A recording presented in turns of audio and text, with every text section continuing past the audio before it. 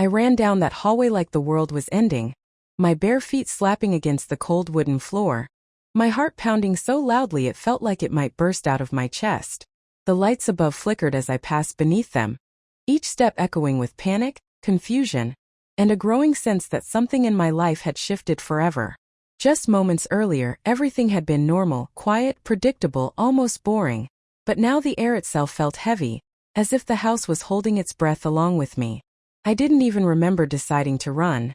My body moved before my mind could catch up, driven by a deep, instinctive fear I couldn't yet name. Somewhere behind me, a door creaked open, and that sound alone was enough to send a fresh wave of adrenaline through my veins. This was my home, the place where I was supposed to feel safest. Yet in that moment it felt like a trap closing in on me. As I reached the end of the hallway, memories began to collide with reality. Small moments I had ignored, strange details I had brushed off, now lining up like warning signs I should have seen earlier. The whispered phone calls that stopped when I entered the room. The locked doors that had never been locked before. The feeling of being watched even when I was alone. I had told myself I was imagining things, that stress was playing tricks on me, but deep down, a quiet voice had been trying to warn me. My hand slammed against the wall as I steadied myself, my breath coming out in sharp gasps. I didn't know what I was running toward, only what I was running away from. The terrifying realization that the people I trusted most might not be who I thought they were. The hallway seemed longer than it ever had before, stretching endlessly as fear replayed every unanswered question in my mind. Had this been happening for weeks? Months? Or had it always been this way, hidden beneath routines and smiles? I thought of the conversations that never quite made sense, the looks exchanged when they thought I wasn't paying attention, the tension that filled the room for no obvious reason.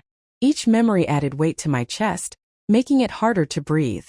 By the time I reached the staircase, my legs were trembling, not just from running, but from the crushing fear of what I might discover next. I paused there, gripping the railing, knowing that once I took the next step, there would be no turning back. Whatever was waiting for me, whatever truth had been hiding in plain sight, I was about to face it.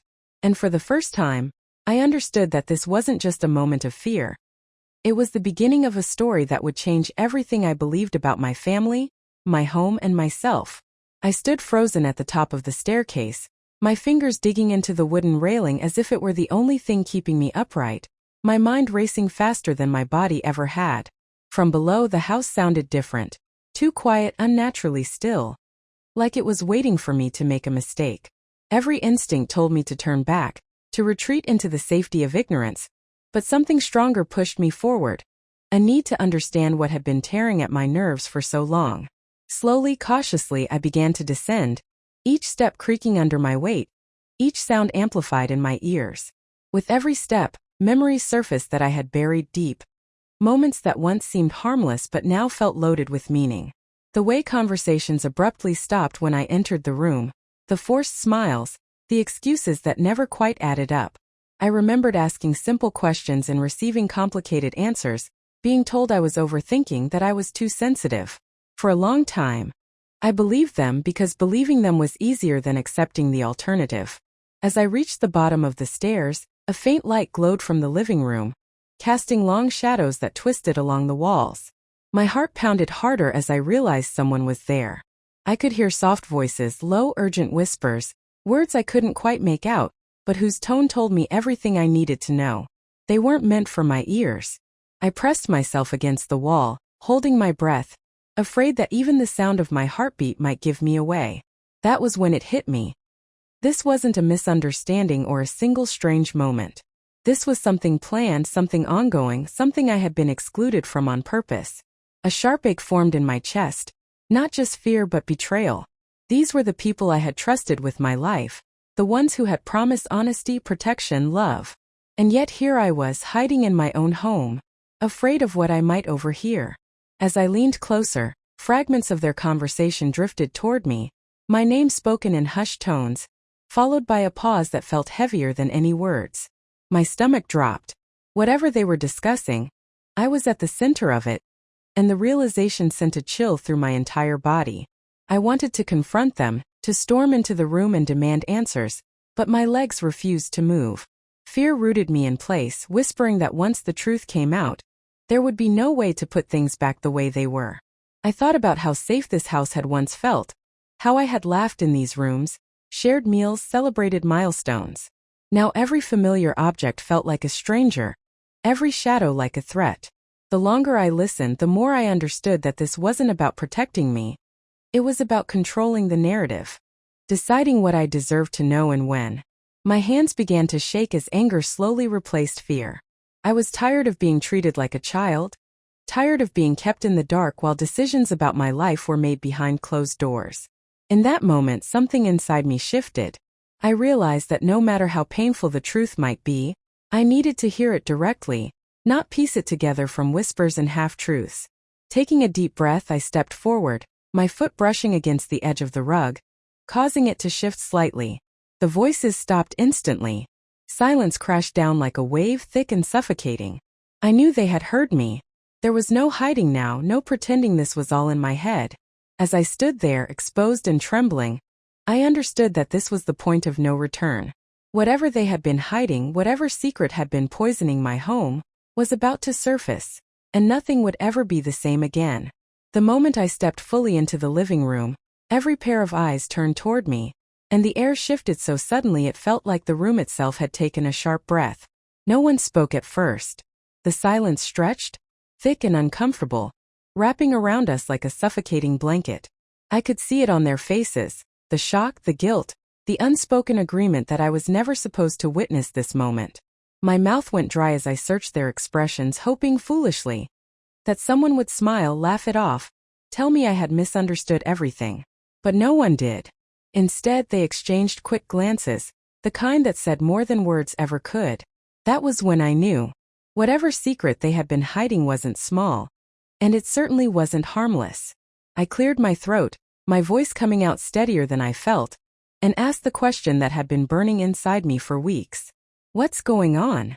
The words hung in the air, simple yet heavy, demanding an answer. One of them shifted uncomfortably, rubbing their hands together, while another stared down at the floor as if it might open up and swallow them whole. Finally someone spoke, but not with the honesty I was hoping for. They offered explanations wrapped in vague language, half-truths dressed up as concern, phrases like, "We didn't want to worry you, and it was for your own good." Each word landed like a small cut, reopening wounds I didn't even realize I had. My heart pounded as anger bubbled to the surface, mixing with confusion and hurt. I asked again, this time sharper, refusing to accept another carefully edited version of reality. That's when the cracks really began to show. The story started to unravel piece by piece, and with every new detail, the room felt smaller, tighter, harder to breathe in. I learned that decisions had been made without me, serious ones, decisions that affected my future, my safety, my sense of control. And the worst part wasn't the decisions themselves. It was the fact that everyone in that room had agreed I didn't deserve to know. As the truth slowly emerged, memories from the past few months suddenly made sense. The strange behavior, the sudden changes in routine, the way plans were altered at the last minute without explanation. It all clicked together like a cruel puzzle finally revealing its picture. I felt foolish for not seeing it sooner, but more than that, I felt betrayed. These were people who claimed to love me, yet they had chosen secrecy over trust, silence over honesty. My hands clenched into fists as I listened, my nails digging into my palms, grounding me in the reality of the moment. I wanted to scream, to cry, to demand how they could justify keeping something like this from me. Instead, I stood there, absorbing the weight of it all, realizing that once you see the truth, you can never unsee it. Someone tried to explain their reasoning, insisting they were protecting me, that I wouldn't have been able to handle the truth. That comment struck a nerve, igniting a fire inside me. Protecting me from what? From my own life? From my right to choose? The realization that they saw me as weak or worse, incapable, hurt more than the secret itself. I spoke then, my voice shaking but firm, telling them exactly how their silence had made me feel. Isolated, confused, and powerless in my own home. For the first time, they listened without interrupting, without trying to smooth things over. The room felt heavy with regret, but apologies came too late to undo the damage. Trust, once broken, doesn't magically repair itself with a few sorry words. As the conversation continued, I understood that this moment wasn't just about uncovering a secret. It was about redefining boundaries, reclaiming my voice, and deciding what kind of relationships I was willing to accept going forward. By the time the truth was fully laid bare, I felt exhausted, emotionally drained, yet strangely clear-headed. The fear that had haunted me for weeks was still there, but it was now joined by something stronger: resolve. I realized that whatever came next, I would face it with open eyes. No more whispers, no more half-truths. This was my life, and I refused to be a silent bystander in it any longer. After the last words were spoken, no one moved, as if we were all waiting for something invisible to break the spell hanging over the room. The truth had finally surfaced, but instead of bringing relief, it left behind a hollow ache that settled deep in my chest. I looked around at the faces I thought I knew so well, realizing how fragile familiarity can be when trust quietly erodes beneath it. The room that once felt safe now felt unfamiliar, almost hostile, like it was rejecting me along with the reality I had uncovered. I took a slow breath, steadying myself, and in that moment I understood something painful yet liberating. I could no longer rely on anyone else to protect my interests. That responsibility was mine alone now. I excused myself and walked away, my legs heavy but determined, each step echoing with the weight of what I had just learned. In the quiet of my bedroom, I sat on the edge of the bed, staring at the walls as memories replayed themselves with cruel clarity. Conversations I had brushed off, strange glances I had ignored, doors that had been closed a little too quickly. All of it made sense now, and the realization hurt more than ignorance ever could. Anger came in waves, followed by sadness, then a deep sense of grief for the version of my life I thought I was living. I wasn't just mourning a secret. I was mourning trust, innocence, and the comfort of believing that the people closest to me would always tell me the truth. As night fell, the house grew quieter, but my mind refused to rest. Questions circled endlessly. How long had this been happening? Who knew? And why did they all decide I didn't deserve honesty? I felt small, not because I lacked strength, but because my autonomy had been stripped away without my consent. At some point, exhaustion pulled me into an uneasy sleep, only for me to wake before dawn with a pounding heart and a decision forming in my mind. I realized that silence had been their weapon, and I had unknowingly allowed it. That would end now. The next morning I confronted them again. This time not seeking explanations but setting boundaries. I spoke calmly, deliberately, making it clear that any future decisions involving my life would require my knowledge and consent. Their reactions varied. Some looked ashamed, others defensive, but none could deny the seriousness of what I was saying. For the first time, the power dynamic shifted. I was no longer asking for answers. I was demanding respect. As the days passed, the atmosphere in the house changed. Conversations became cautious, measured, as if everyone was afraid of saying the wrong thing. I could feel the tension in every shared space, but I refused to apologize for it. Discomfort, I realized, was the price of honesty after prolonged deception. I began taking small steps to regain control. Reviewing documents, asking direct questions, making plans independently. Each action, though minor on its own, rebuilt a piece of the confidence that had been quietly eroded over time. I also noticed something unexpected. The fear that once kept me passive began to fade. In its place grew a sense of clarity, a sharp awareness of my worth and my right to be informed. I stopped doubting my instincts and started trusting the unease that had led me to the truth in the first place. Some relationships shifted permanently. The warmth I once felt was replaced by cautious distance. And while that loss hurt, it also freed me from illusions that no longer served me. I came to understand that love without respect is not protection. It is control disguised as care. As I stood in the kitchen one evening watching the sun dip below the horizon, I felt a quiet strength settle within me. The future was uncertain, and the path ahead looked nothing like the one I had imagined, but for the first time in a long while it was mine to choose. Whatever challenges lay ahead, I would meet them with honesty, courage, and the unwavering resolve to never again surrender my voice to anyone else's silence. The days that followed felt strangely heavier, not because I was weak, but because I was finally awake. Awareness has a way of changing how everything feels, and once you see the cracks, you can't unsee them. I started noticing how carefully words were chosen around me, how conversations stopped when I entered a room, how kindness suddenly felt rehearsed rather than genuine. It was unsettling, but it also confirmed something important. My instincts had been right all along. Instead of confronting everyone immediately, I chose a different approach this time, I observed. I listened more than I spoke, watched patterns instead of excuses, and quietly began piecing together a fuller picture of what had been happening behind my back. The more I learned, the clearer it became that this wasn't a single misunderstanding or a momentary lapse in judgment. It was a pattern of decisions made for me, without me, justified under the disguise of concern. That realization stung deeply. I thought about all the moments I had felt dismissed, all the times I was told I was overthinking or too emotional, and suddenly those words felt less like comfort and more like control. One evening, as I sat alone going through old messages and documents, a strange calm washed over me. Anger still existed, yes, but it no longer consumed me. Instead, there was focus.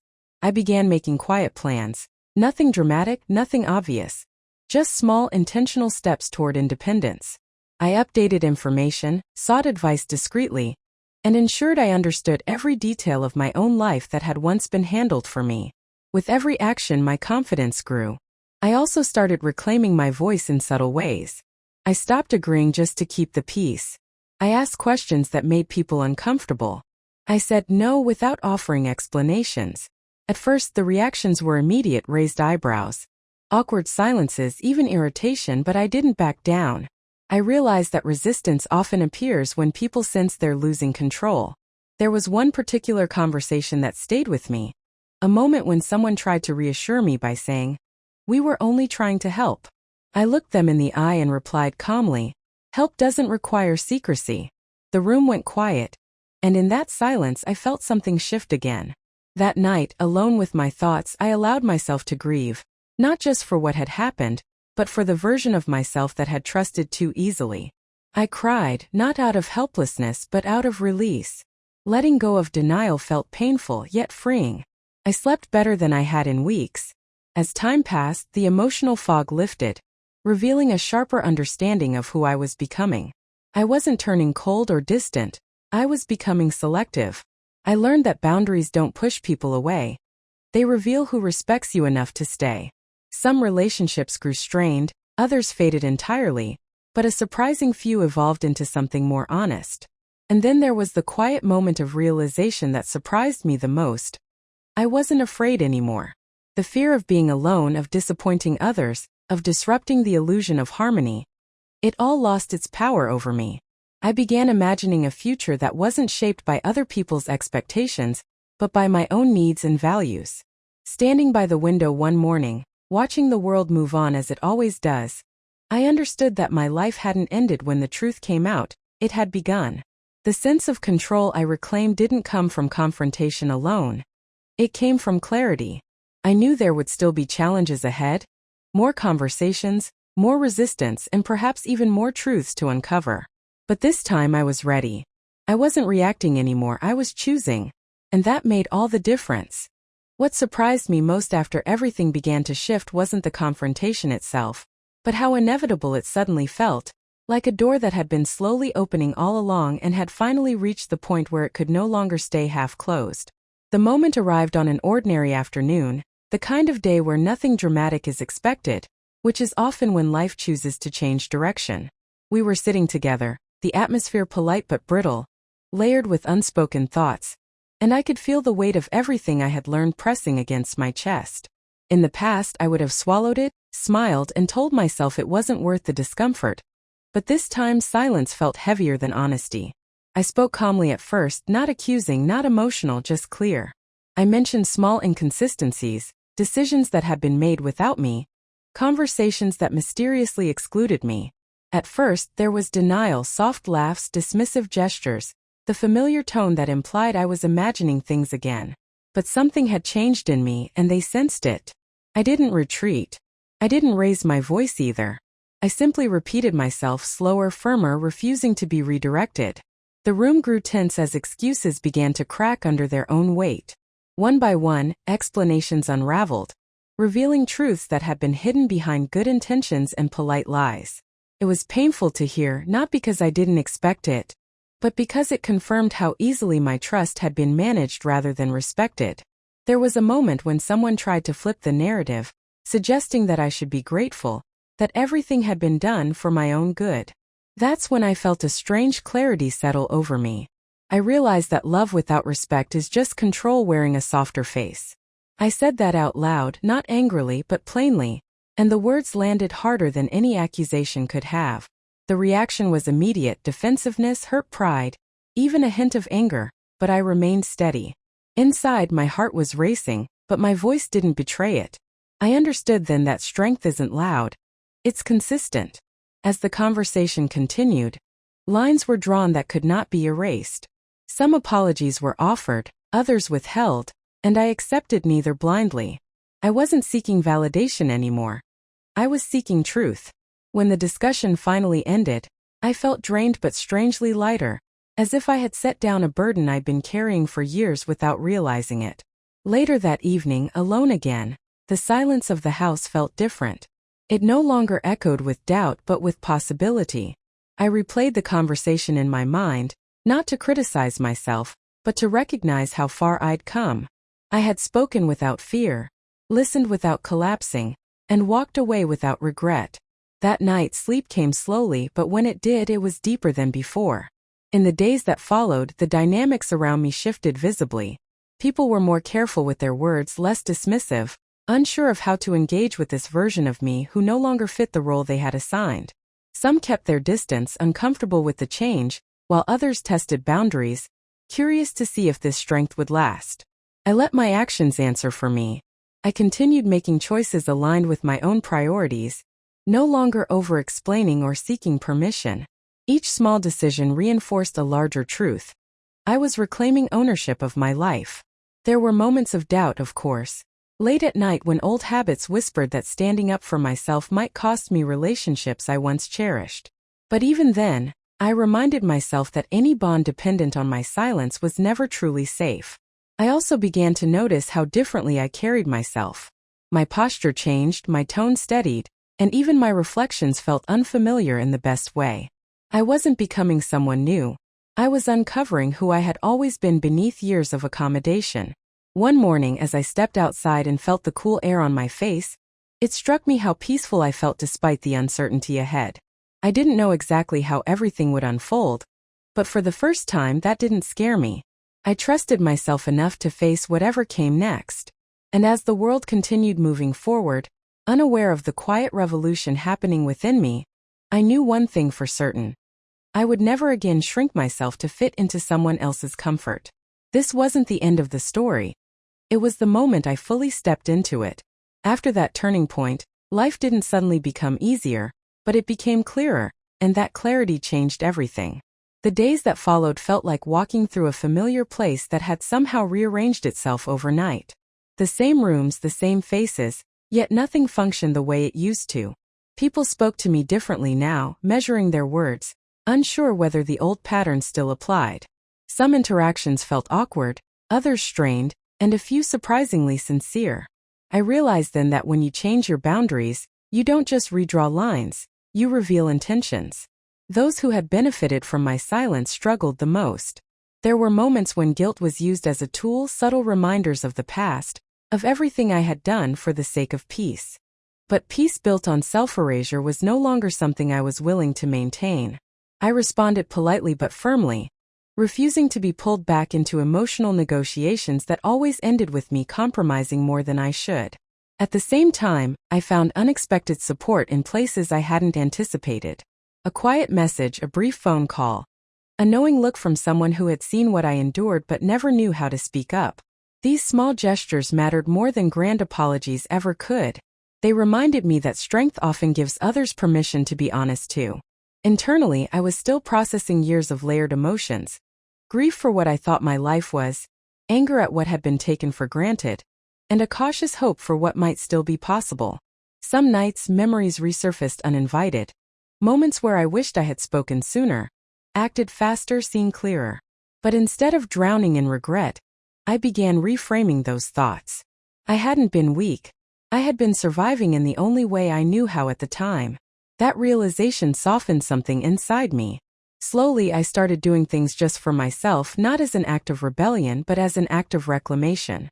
I rearranged my space, changed routines, even allowed myself small joys without justification.